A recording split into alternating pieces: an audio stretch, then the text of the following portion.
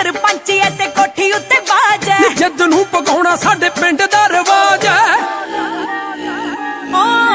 ਡਾਂਗਾ ਨਾਲ ਬੱਲਿਆ ਮੁਕਾਬਲਾ ਕਿ ਸੋਟੀ ਦਾ ਮਫਲਰ ਪਾਉਂਦਾ ਵੈਲੀ ਛਾਂਟ ਛਾਂਟ ਚੋਟੀ ਦਾ ਅਫ ਮੇਰੇ ਬੁਨ ਬਰੀਕ ਡੰਡੀ ਦੀ ਵੇ ਮੈਂ ਨਾ ਜ਼ੁਲਫਾਂ ਦੀ ਛਾਂ